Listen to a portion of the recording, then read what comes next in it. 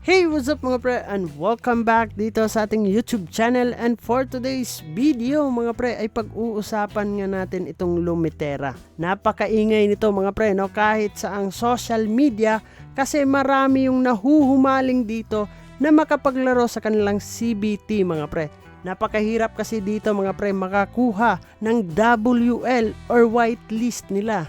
Napakaswerte mo na siguro kung ikaw ay isa sa mga nakakuha ng WL or whitelist mga pre, no? So dito sa Lumitera ngayon mga pre ay pag-uusapan natin paano nga ba tayo gumagawa ng energy dito. Napaka-importante nitong energy mga pre kasi hindi tayo makakapaglaro kung wala tayong energy dito, no? So kailangan is gumawa tayo ng maraming energy. Unlimited energy yung gagawin natin dito para makapag-grind tayo at makagawa tayo ng kanilang mga resources or item mga pre para maibinta natin soon. So tara na mga pre at pag-usapan na natin ang Energy Unlimited. So click lang natin itong Alt mga pre, no, dito sa ating keyboard sa computer, and then pwede na natin magamit yung ating arrow mga pre dito sa screen. So click natin itong plus sign dito sa taas left side, itong merong energy dito mga pre. So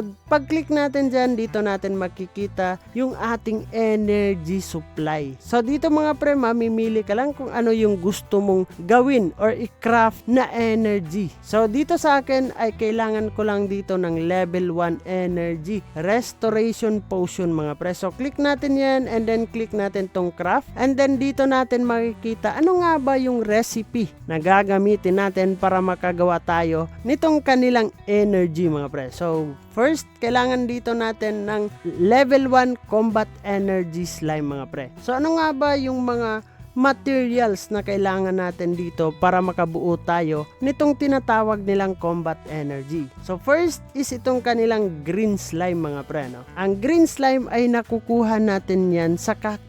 Mamaya mga pre ipapakita natin at pupunta tayo dun sa ating pinagfa-farman mga pre. Next is itong pumpkin vines. Dito sa pumpkin vines mga pre, orange yung kulay ng monster, no? And then last but not the least, itong wire mesh mga pre. Itong wire mesh mga pre ay napakahirap nito, no? Sa kanilang tatlo, ito yung pinakamababang numero na nakukuha ko dito. So click na natin itong create.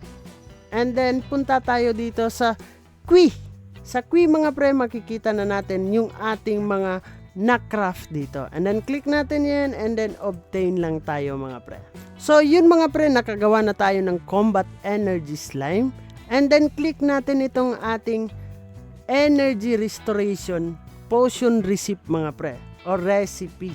So ang kailangan naman natin dito is itong ating energy slime mga pre, no? And then itong ating empty bottle. Saan nga ba natin nakukuha yung empty bottle mga pre? Punta tayo, click natin itong B, and then punta tayo dito sa ating task. Dito sa ating task mga pre ay meron tayong 4 na ginagawa dito. Pero kailangan lang natin dito mga pre is itong daily task.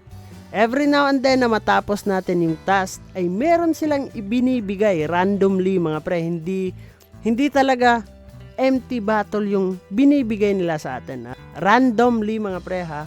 Minsan nakakuha tayo. So dito natin makukuha yung ating empty bottles. And then mga pre, saan nga ba natin makukuha yung ating mga materials? Ano nga ba yung ating pinapatay na mga monster para makakuha tayo ng materials? So dito labas muna tayo mga pre, no? Dito sa town. Dito sa town mga pre ay napaka-safe mo dito, no? Hindi ka mamamatay.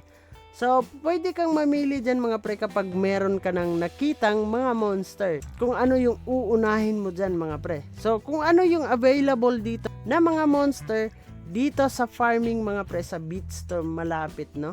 So madami na masyado yung nagfa-farm. Hindi na tayo masyado nakakakita ng mga monster mga pre. Pero kailangan mo lang dyan is palibot-libot ka lang dito, no?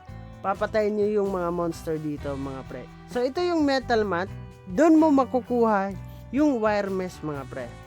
And then marami pang mga monster dito, no? Yung pumpkin vines at saka yung cactus mga pre.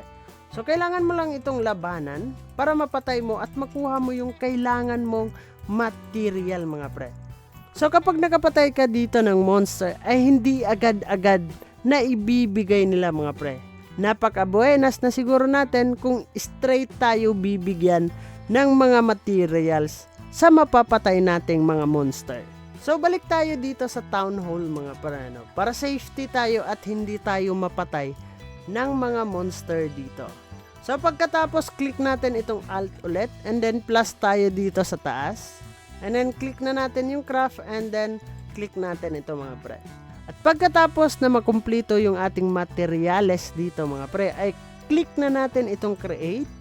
And then 6 na segundo mga pre bago natin makuha yung ating na craft dito. So punta tayo dito sa Qui. So dito sa Qui okay na and then click lang natin yan and then obtain mga pre. Pagkatapos ay meron na tayo ditong energy mga pre. So pwede na natin yan gamitin para tumaas yung ating energy dito. And then confirm lang tayo. And then ganun lang naman kadali mga pre. Pabalik-balik yung ating gagawin dito, no? Para dumami yung ating energy. Susun mga pre sa ating pag-a-update naman ay pag-uusapan natin paano tayo gumagawa dito ng mga essence, gather, farming, at saka combat essence mga pre, no?